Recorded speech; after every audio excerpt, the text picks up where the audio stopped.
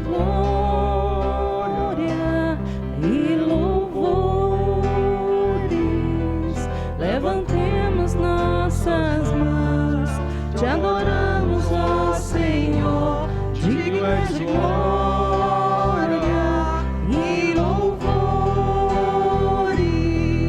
Levantemos nossas mãos, te adoramos, ó Senhor, porque grande és tu, maravilhas fazes tu, não há outro além de ti, não há outro igual a ti, porque grande és tu, maravilhas fazes tu, não há outro além de ti, não há outro igual a ti, Senhor.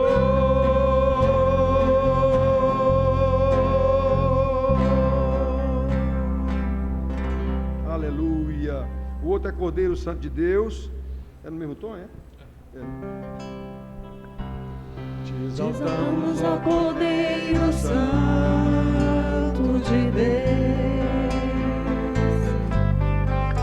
e declaramos as tuas maravilhas.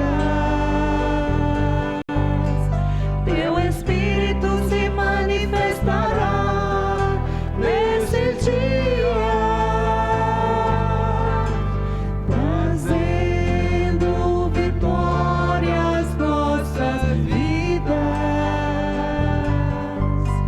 Te exaltamos, ó Cordeiro Santo de Deus,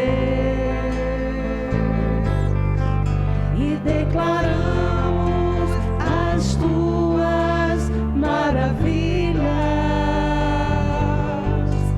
Teu Espírito se manifestará nesse dia,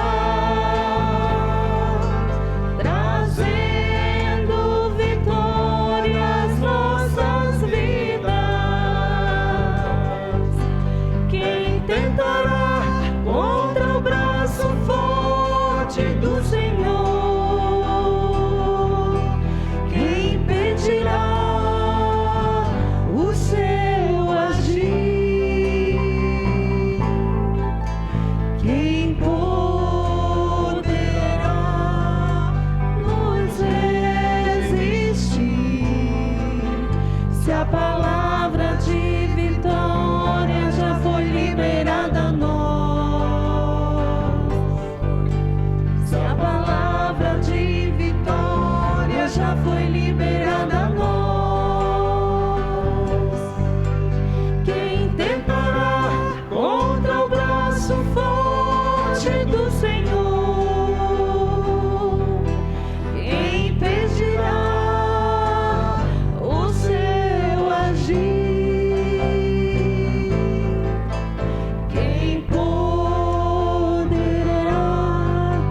nos resistir? Se a palavra de vitória já foi liberada a nós, se a palavra de vitória já foi liberada a nós,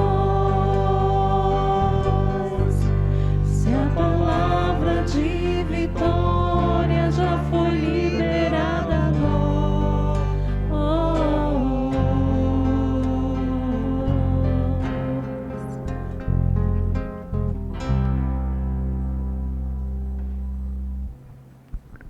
Senhor Deus, Pai Todo-Poderoso, Criador dos céus e da terra, ó Deus, o Senhor é o único digno de todo louvor e toda honra. Ó Pai, que o Senhor possa falar aos nossos corações, que nós possamos, ó Deus, cada dia mais colocarmos em prática, Senhor, o que Tu queres ensinar a cada um de nós, ó Deus. Seja com Teu servo pastor nesta noite, que a mensagem, Senhor, que Tu queres transmitir para o Teu povo, o Senhor possa usá-lo, Pai, para que nós possamos aprender e colocarmos em prática todos os dias de nossas vidas. Obrigado, Senhor, por tudo, em nome do Teu Filho amado Jesus. Amém. Amém. Vamos sentar, irmãos, e abrir nossas Bíblias. Nara já botou ali? Já. 1 Coríntios, capítulo 6, 9 e 11.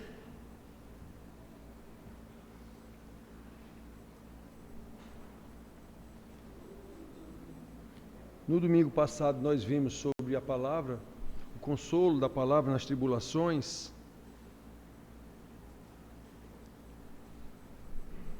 E falamos aqui que muitas tribulações, muitas não, quase todas, é o Senhor mesmo quem nos manda. E elas visam a nos purificar, a nos santificar, como Ele fez com o pobre do Jó, como Ele fez com Paulo, por exemplo. Então, hoje nós vamos ver aqui rapidamente que o Evangelho que salva é o mesmo que santifica. O Evangelho que justifica é o mesmo que santifica. E nós vamos ler como está escrito ali, 1 Coríntios 6, 9 a 11, 9, 10 e 11, versículos que são, por um lado, terríveis, pelo outro, maravilhoso, porque nos mostra de que nós fomos libertos. Vamos falar aqui sobre isso. Então, ele diz assim, 6, de 9 a 11, Coríntios, carta de Paulo aos Coríntios, certamente a pior das igrejas de Paulo, a igreja que mais deu trabalho a ele. Então diz assim: ou não sabeis que os injustos não herdarão o reino de Deus? Não vos enganeis, nem impuros, nem idólatras, nem adúlteros, nem afeminados, nem sodomitas, nem ladrões, nem avarentos, nem bêbados, nem maldizentes, nem roubadores herdarão o reino de Deus. Agora ouçam: tais fostes alguns de vós, os irmãos da igreja lá, mas vós vos lavastes, mas fostes santificados, mas fostes justificados, em o nome do Senhor Jesus Cristo e no Espírito do nosso Deus. Então, como eu disse para vocês, são versículos que nos mostram a situação terrível do mundo em que nós vivemos, mas mostram a situação maravilhosa da libertação que nós tivemos. Tais fostes alguns de vós. Tudo isso que ele disse aqui.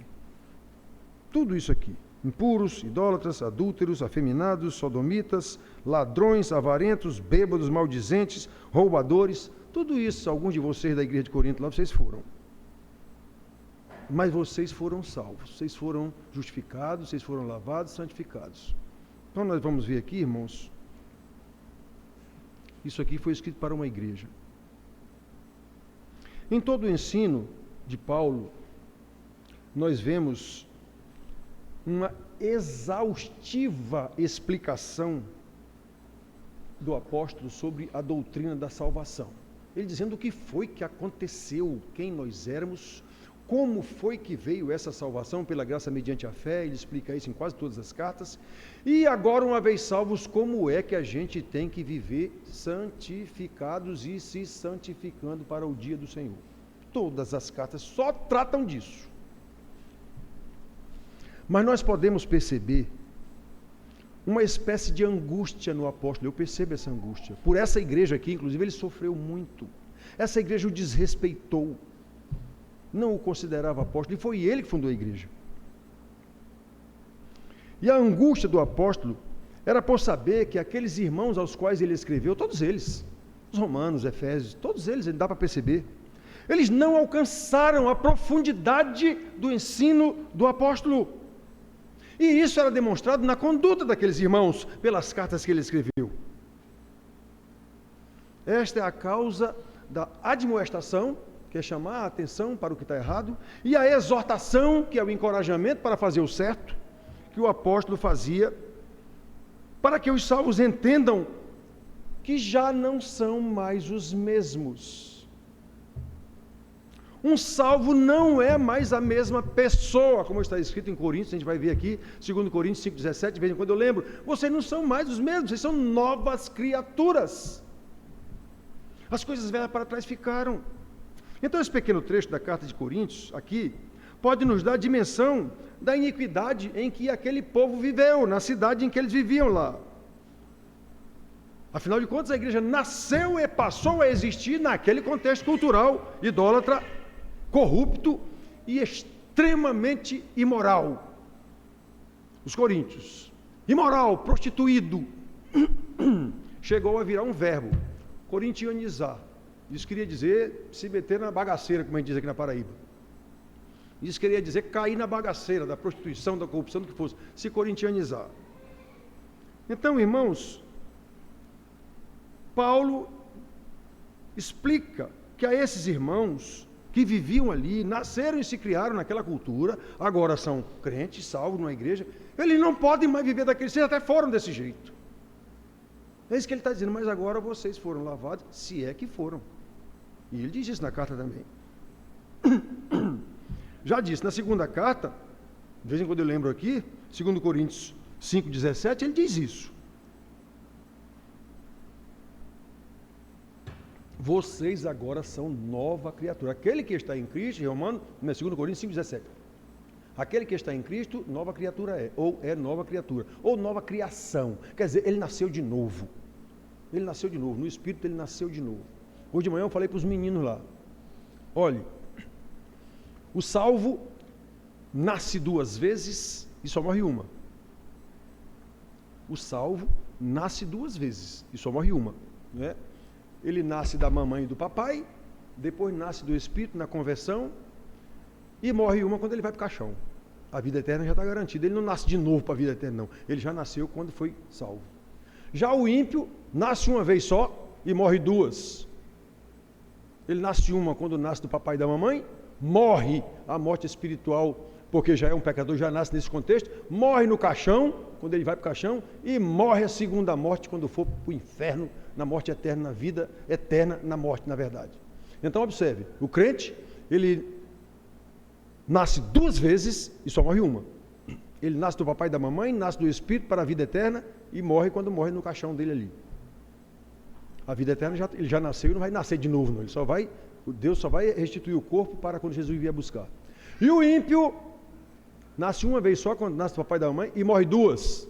Ele morre quando morre a morte normal aqui, e morre a morte eterna quando for para o inferno. Então, meus filhos, a gente precisa saber dessas coisas. A gente precisa saber dessas coisas. Não se trata de uma simples adaptação. Não é só uma releitura da cultura. Não é assim, não. Não é uma simples releitura de práticas culturais. Vamos dar uma repaginada na nossa vida. Não é assim, não.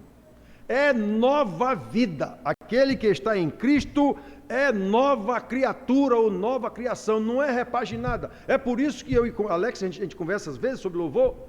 A gente vê o louvor das igrejas. Eu acho que foi Alex que mandou para mim um vídeo de um cidadão, um velho músico, eu não sei quem é, nunca vi mais gordo, falando sobre os tais louvores gospel. E o homem diz lá, por que são tão ruins esses louvores gospel? Em primeiro lugar, porque os caras não sabem nem teologia nem português, aí complica o negócio. Eu vou já falar sobre isso. Então, olha só, o que é que nós sabemos, irmão, dessa nova vida? O que é que nós sabemos dessa nova vida? Nós, que segundo as ciências sociais especialmente, nos tentam fazer crer, somos um povo mais entendido do que esse povo lá do tempo dos Coríntios de Paulo. Nós somos muito mais sabidos. Hoje nós temos o domínio da ciência. A ciência faz a gente pensar isso, que nós somos mais sabidos do que o povo do tempo de Adão e Eva e Salomão e Abraão e tudo. A ciência faz a gente pensar que é. Mas, irmãos queridos, será que pela conduta dos membros das igrejas como nós conhecemos, nós podemos dizer que há pleno entendimento da mensagem do apóstolo?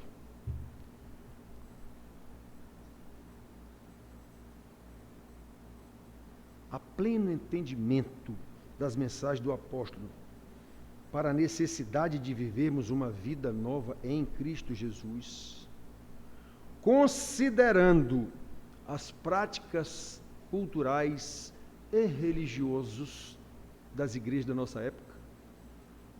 A gente tem condição de entender melhor o que Paulo explicou do que aquele povo lá dos Coríntios, naquele tempo? Será que os membros das igrejas sabem que a cada dia devem estar mais diferentes dos pecadores não convertidos?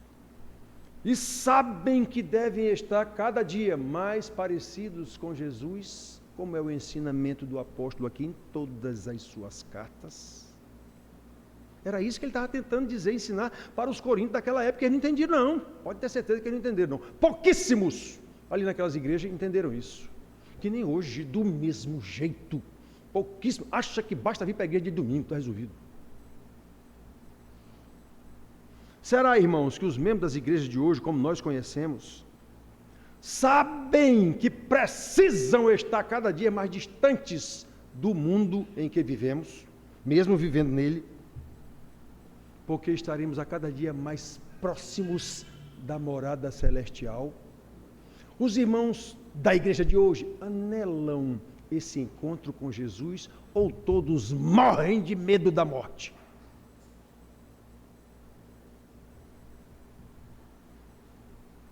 Irmãos, isso é um bom teste para cada um de nós aqui. Se você tem medo de morrer, está com um problema com Deus. Qualquer um aqui, se tem medo de morrer, está com um problema com Deus.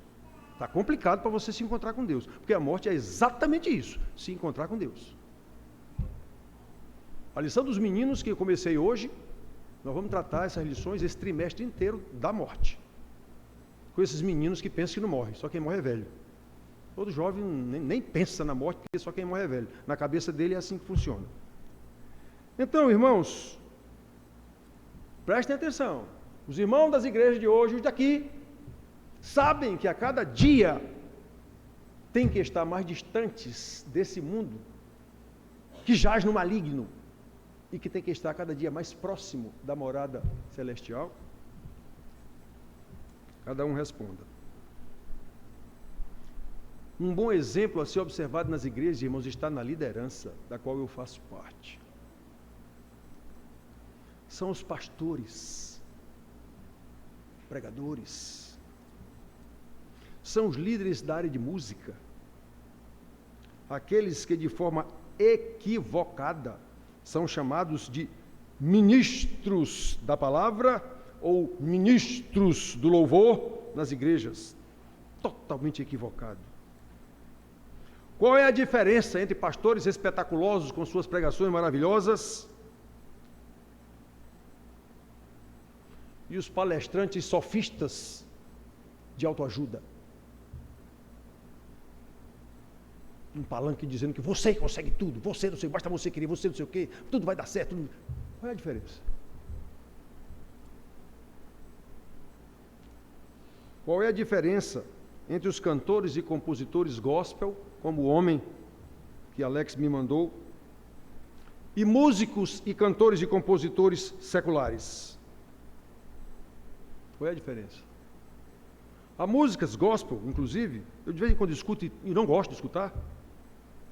Por quê? Porque eu vejo isso. Em que não dá para distinguir, inclusive, se são gospel ou seculares, nem mesmo pela letra. Às vezes a própria letra da música, que é gospel, numa rádio gospel, não dá para entender se aquilo ali o cara está falando para Jesus, já que ele não é citado, ou se ele está falando para a namorada dele, ou para a amante dele, ou quem quer que seja. Tu és a minha luz, tu és o meu bem maior, tu és o meu amor, tu me refazes a vida. Mas ele não diz o nome de Jesus, eu gosto de estar contigo, eu quero estar contigo, não sei o quê, eu penso em ti o dia todo. Mas ele não diz que é Jesus, então essa música eu posso oferecer para minha namorada. Ele não está dizendo que é para Jesus. Então até a letra os caras tentam esconder para vender mais, para ir tocar também essa música no Faustão, sei lá onde for. Ele faz de propósito, ele quer vender CD, ele faz de propósito. Então ele apenas deu uma adaptada na música. Músicas de rock gospel, qual é a diferença do rock pauleira do mundo? Nenhuma. Dificilmente alguém pode estar louvando a Deus na irreverência do rock. Dificilmente, ou impossível. Louvor a Deus requer reverência a Deus. Rock é irreverência. Rock and roll. Né? Quem é que não sabe o que é o rock and roll? Quando surgiu, nos anos 60. Ele surgiu para perverter a juventude, a imoralidade, a sexo explícito, tudo, na época dos hippies e tudo. Beatles, quando apareceram. Rolling Stones. Eu era jovem nessa época. Toquei rock. Nunca experimentei droga. E muitas vezes eu estava cantando e tocando, E chegava a camarada, às vezes, depois dizia, tá doidão, hein, cara? Eu digo, não tomei nada, não consumi coisa nenhuma. Mas o rock fazia você ficar como quem está com cara de doidão. O próprio rock. E ele leva a pessoa a entrar em erupção, como se diz. O próprio rock, a própria música. Eu estou louvando a Deus com isso. Que conversa é essa, meu amigo? Então, irmãos, sobre o tal ministério de louvor nas igrejas, eu acho que foi o Alex que mandou para mim, desse senhor que eu não sei quem é. Pois é, eu não sei quem é aquele camarada, nunca tinha visto mais gordo. Ele dizendo isso, que a qualidade dos louvores da igreja, como é que pode essas pessoas fazerem louvor na igreja? Ele, para fazer louvor na igreja, ele tem que entender de teologia. Porque louvor é falando de Deus, é exaltando Deus, é declarando as maravilhas que Deus fez. É isso que é louvor. A palavra louvor quer dizer elogio, no caso a Deus, elogio, exaltação, enaltação, engrandecimento de Deus, contar as maravilhas que Ele fez. É isso que são os salmos. E não música para entreter a galera e vender CD. Então ele diz isso, o cara tem que entender teologia. Qual é a teologia dessas músicas? Péssima! Péssima teologia dessas músicas. Péssima! Aliás, não tem teologia, tem antropologia. Ele é tudo centrado em nós, para nós e de nós mesmos. E Deus que nos abençoe, pronto. Aí o cara diz isso, os caras não sabem teologia para compor essas músicas. Segunda coisa que ele diz, é preciso saber português. É preciso conhecer as regras de português, de gramática. Tem erros incríveis na letra das músicas. Outra coisa que ele diz, é preciso conhecer as regras de poesia. Poesia tem regras. Eu tenho que saber as regras da poesia para fazer uma música. E a gente vê essas músicas de, meu Deus, que coisa grosseira, não combina isso aí que o cara fez nessa música. Não combina. Não está dentro dos espaços, não cabe. O período frasal que ele diz lá numa determinada situação, não cabe ali dentro. Quer dizer, os caras não sabem quase nada. Tocam bem e tal, pronto, e o cara compõe uma música lá de Araque e vira louvor gospel. O homem chama atenção para isso. Ele não acusa não, mas ele diz que para fazer um louvor é preciso saber dessas coisas. Aliás, uma das grandes dificuldades de entender a palavra de Deus é a falta de conhecimento do próprio português. O Brasil.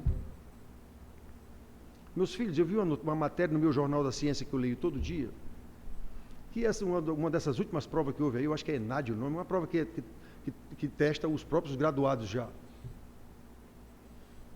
Parece que é para testar o nível dos próprios graduados. Eu fiquei com uma vergonha quando eu li aqui, de meu Deus do céu. Os graduados de pedagogia e licenciatura, que são exatamente os professores, nenhum tirou a nota 5. Todos tiraram nota inferior a 5. Os professores formados nas faculdades. Por isso vocês calculam a situação da educação no Brasil. Se um professor tiver o dom de professor, se ele for chamado e ele tem aquilo como um sacerdócio praticamente, aí ele vai se preparar, porque na faculdade não dá condição nenhuma dele sair de lá e ser um bom professor. Eu fiz inúmeros cursos na faculdade e eu sei a qualidade, na federal. Então, meus filhos, a pessoa tem que ter um conhecimento do idioma, ele tem que ter um conhecimento da gramática, ele tem que conhecer os recursos da poesia, e mais, antes de tudo isso, ele precisa conhecer teologia. O que ele está escrevendo não é louvor gospel, que é evangélico? Ele não está falando de Deus, então por que ele não sabe nada da Bíblia? As músicas são feitas, como eu estou dizendo, como uma adaptação. A música secular a gente faz para a igreja e dá o nome de gospel. Eu vi um cantor, já disse para vocês isso aqui, eu vi um cantor, um tal de um latino, um debochado, eu vi ele uma vez dizendo que ia compor música gospel. Aí o cara que estava entrevistando, e você virou evangélico? Eu disse, não, eu vou só compor música gospel. Vende. Os abestados vão comprar música gospel do latino, porque vão pensar que ele se converteu, já que ele está fazendo música gospel, que nem um tal de Lázaro aí, uma época aí, Mara Maravilha, sei lá quantos aí que se converteram, e pronto, os abestados cristãos vão comprar tudo que ele fizer. Qual é a qualidade dessa música? Então, irmãos, a gente não pode ser tolo. Presta atenção. A gente não pode ser tolo. Jesus disse que a gente tem que ser simples como as pombas, mas sagaz como as serpentes. Eu tenho que estar ligado. Isso é gospel. Qual é a qualidade disso? Qual é o conhecimento teológico dessa música gospel? Zero. Então isso não é música gospel, coisa nenhuma. Isso é uma música comercial que o camarada diz que foi uma adaptação da música do mundo para vender CD e música na igreja. E obviamente, se a igreja que compra esse produto não é crente coisa nenhuma. Porque Jesus diz, as minhas ovelhas conhecem a minha voz e elas me seguem. Esse que você está seguindo, essa voz é a voz de Jesus? Não! Então você não é ovelha de Jesus. É isso que a palavra de Deus diz. A gente tem que tomar muito cuidado, meus filhos. Muito cuidado.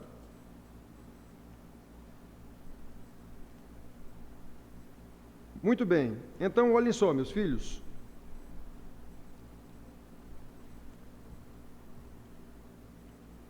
Uma simples adaptação não é conversão.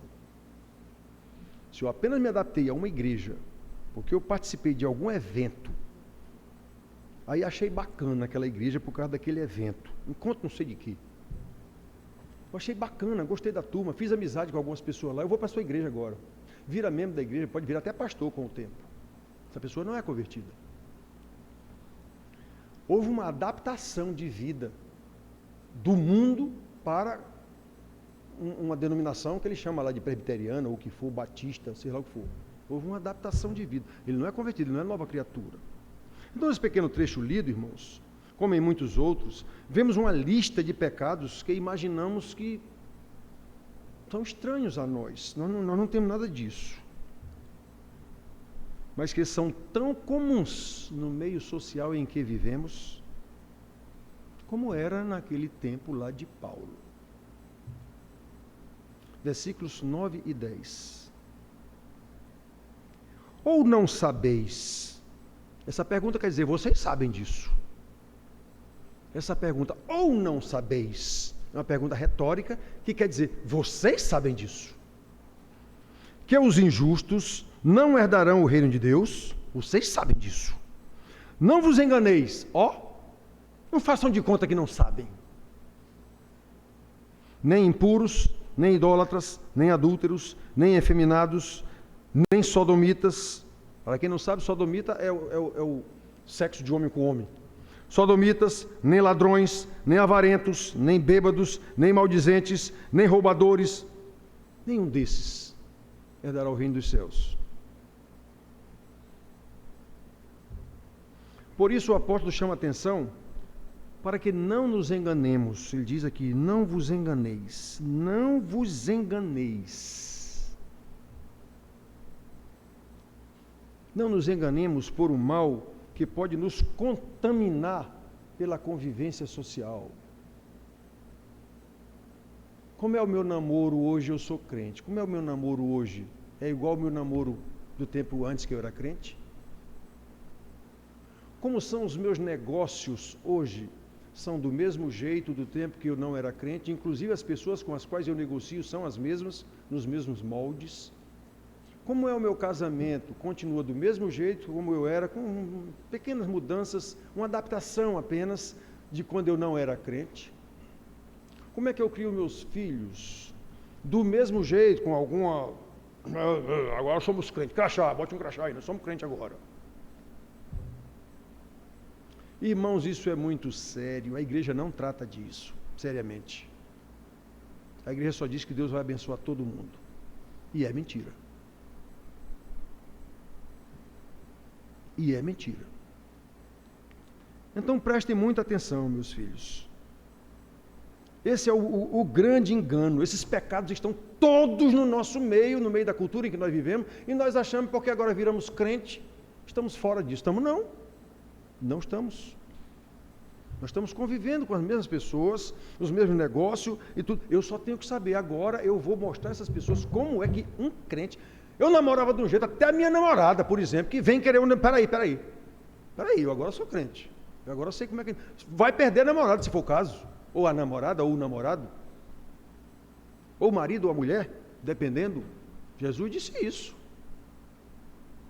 Jesus disse isso. Por minha causa, vão deixar vocês, vão trair vocês, vão matar vocês, vão fazer tudo.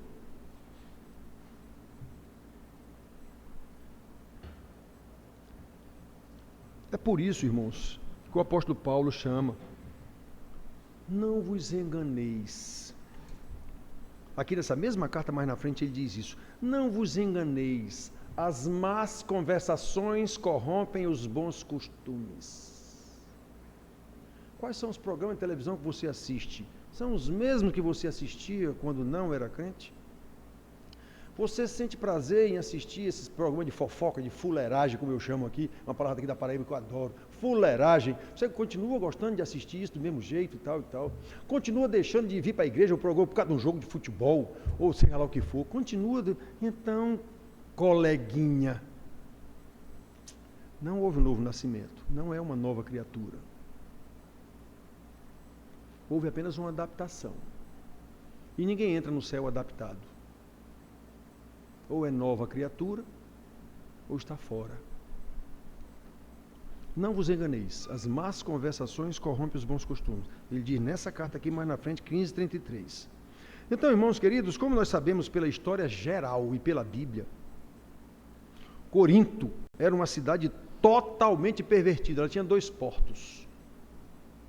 Ela tinha um porto para o mar Egeu e outro porto do outro lado para o mar Adriático. E todo mundo sabe que cidade portuária, como Santos, São Paulo, é perversa, pervertida. Belém, essas cidades assim, Manaus, cidade que tem porto, é pervertido. Vem muito barco, muito navio de todo canto. Então é uma perversão. A prostituição no cais do porto é um negócio fora do comum. Os marinheiros descem dos navios depois de um mês no mar. Ele desce ali seco, então ele não quer nem saber. É assim que acontece em todo porto. Corinto tinha 2 logo. Corinto tinha 2 portos. Totalmente idólatra, segundo a cultura, diz que tinha mais ídolos do que moradores, tinha mais Deus do que população no Corinto, né? Então, meus filhos, olha só, Corinto era assim, e é diferente de hoje, é diferente de hoje. Nós, que temos a nossa cultura judaico-cristã, por exemplo, vemos as próprias leis do nosso país pervertendo totalmente princípios bíblicos sobre a família, que é a base de qualquer sociedade, que é a base da igreja. Então, hoje casamento pode tudo. Hoje há vários formatos de família. Não é mais a família da Bíblia, um homem, uma mulher e os filhos, não é mais. É assim. É quem quiser com quem quiser. Inclusive você é o que você quiser também. Então está na lei já. E dentro de muito pouco tempo vai passar uma lei que está no forno faz muito tempo, para abolir totalmente princípios religiosos das leis. Então o que é um casamento? É um contrato entre 2 partes, ou 3, ou 4, ou 5. É um contrato entre pessoas físicas. Então pronto, se é um contrato entre pessoas físicas, a religião não tem que se meter nisso. Então eu posso casar com a minha filha, com 2 filhas, com 3 filhas, posso casar com meu genro, com meu sogro, com quem eu quiser, não é um contrato? Não é um contrato de sociedade mútuo entre 2, ou 3, ou 4, ou 5 pessoas? Então pronto, a religião não tem que se meter nisso. Dentro de algum tempo nós vamos ver isso no nosso Brasil. E observando apenas pelo lado da lei, está certo. Lei não tem nada a ver com religião. Lei é lei. Então lei entre 2 partes. Eu vou me casar com Gilmar. Vamos no cartório, a gente faz lá o contrato, casamento. Gilmar, não pense que é sério não, viu? Então você pode fazer. Legalmente pode. Se não tivesse a religião no meio, legalmente podia. Mas a religião num país laico, essa lei está lá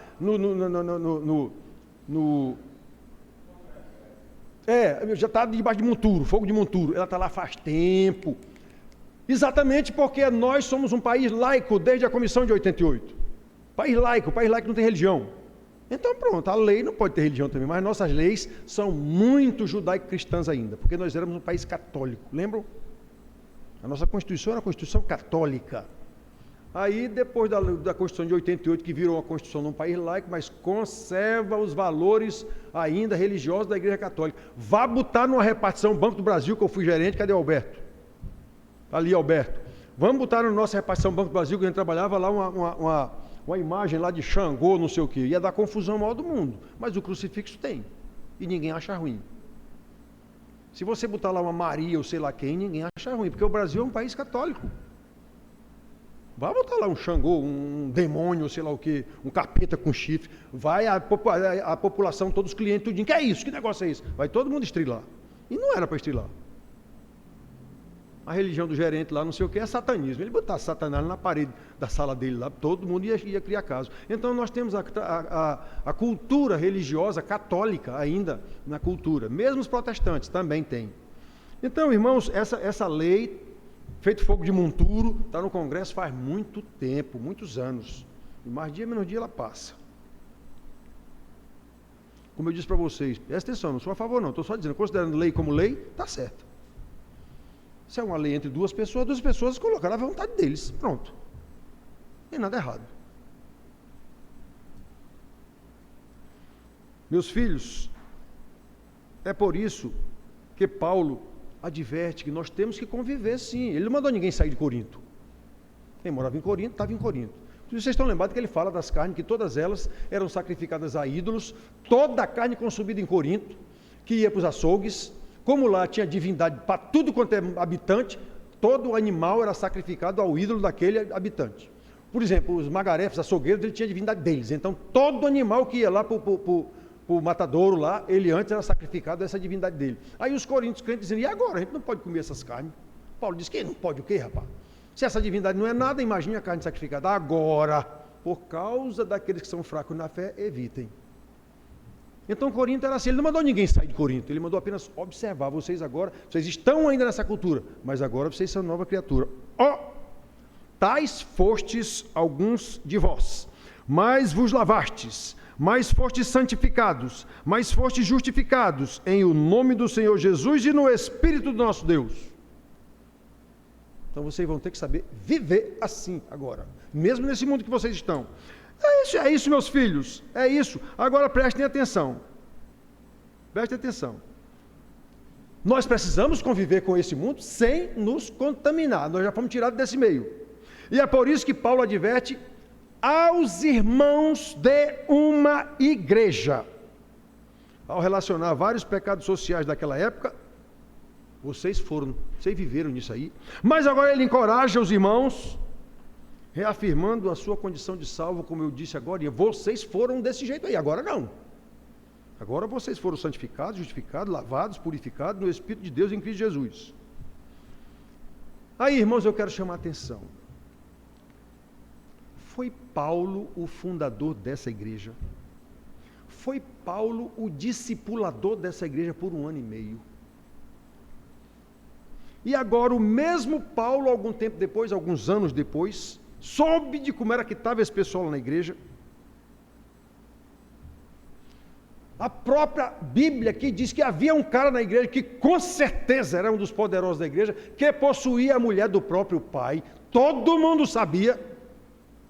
E ninguém fazia nada. Isso era qualidade, isso era a igreja. Isso era a igreja. Paulo, o fundador, o discipulador, agora escreve aos mesmos irmãos, chamando a atenção para o mesmo perigo dos pecados que eles viviam antes, usando a mesma mensagem maravilhosa do Evangelho da salvação que os alcançou em Cristo Jesus, no poder do Espírito Santo, quando ele lhes pregou a primeira vez. É por isso que eu continuo pregando a mesma mensagem bíblica, que chama pecadores ao arrependimento, mesmo os que já são salvos. Não nos enganemos, irmãos, com o entretenimento gospel, que pode estar encobrindo vários pecados aqui relacionados por Paulo, quando nos aculturamos em uma sociedade perversa, sem Cristo, o Salvador crucificado por causa dos nossos pecados. Nós estamos muito bem obrigados numa igreja que diz que nós estamos todos salvos. Está tudo certo, Deus abençoa todo mundo. Todas as igrejas pregam assim, com raríssimas pregações. Deus nos abençoe, está resolvido o problema. Não nos enganemos, como o apóstolo diz aqui. Não nos enganemos com a mensagem do evangelho social. A igreja faz isso, distribui cesta básica, faz não sei o quê, faz isso, faz isso. Espera aí. Não nos enganemos com o evangelho social. Um evangelho sem a cruz de Cristo, isso não é evangelho. Um evangelho que visa transformar pessoas más em pessoas boas, isso não é evangelho. Um evangelho que vive transformar pessoas que vivem mal em pessoas que vivem bem, isso não é evangelho. Conquanto estas sejam bênçãos próprias do evangelho, não é esse o objetivo do evangelho. O evangelho, segundo Paulo escreve aos Romanos, é o poder de Deus para a salvação de todo aquele que nele crê. Não é para fazer ninguém viver bem, não. Isso pode até ser em consequência da salvação, mas não é esse o objetivo do evangelho. Repito, conquanto essas sejam bênçãos normais do evangelho, não é essa a sua finalidade. A finalidade do evangelho é salvar pecadores e, com a mesma mensagem, conduzi-los em santidade de vida, em novidade de vida, mesmo vivendo no mundo velho. Ninguém é tirado do mundo enquanto não morre, para serem conformes à imagem de Cristo. Paulo explica isso em Romanos, capítulo 8, versículo 29. Porquanto aos que de antemão conheceu, isso quer dizer aqueles que desde a eternidade ele salvou, é isso que quer dizer isso, de antemão conheceu. Quem não sabe, fique sabendo, tem nada a ver com... Ele sabia que você ia... Não, aqui não está falando de comportamento de ninguém, está falando de pessoas que ele de antemão conheceu, desde a eternidade ele conheceu.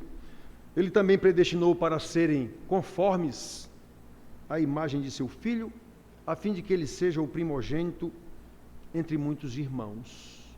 É o primeiro que subiu ao céu com um corpo renovado. Coríntios e Tessalonicenses, ele diz isso, ele voltará. Aí no dia que ele voltar, ao soar a trombeta, todos os mortos ressuscitarão. E os que estiverem vivos terão seus corpos transformados. Não morre mais. Quem for para o céu vai para a glória eterna do Pai. Quem não for, quem for condenado, vai para a desgraça eterna no inferno, já com um corpo que não morre mais. É assim que está na Bíblia. Isso é terrível? É, ao mesmo tempo que é maravilhoso. É isso que Paulo lembra aos irmãos coríntios e a todos aqueles que deixaram a prática de pecados socialmente aceitos para viverem de forma pura, uma vez que foram lavados. O homem diz aqui, vocês foram lavados, foram santificados, foram justificados em o nome do Senhor Jesus e no Espírito do nosso Deus. Eu creio que todos aqui sabem disso. Estão ouvindo isso aqui pela primeira vez? Não? Todo mundo sabe disso aqui. Como aqueles irmãos aos quais Paulo escreveu anos depois, já sabiam, porque Paulo já tinha ensinado, já tinha pregado o evangelho da salvação e já tinha discipulado esses irmãos 1 ano e meio, esse mesmo evangelho da salvação. Eles conheciam essa história, mas olha a igreja como estava. É por isso, irmãos, que repetimos o ensinamento como o apóstolo Paulo, do mesmo jeito, ele começa Romanos 12 dizendo isso: rogo, pois, irmãos, pelas misericórdias de Deus, que apresentei vossos corpos como sacrifício vivo ao Senhor. Então, do mesmo jeito, nós rogamos a Deus que sensibilize os corações dos irmãos para que ouçam e obedeçam a palavra do Evangelho. Evangelho que salva, o mesmo Evangelho que santifica, a fim de que vivamos para louvor da glória do nosso Deus. É isso que é o Evangelho. Amém.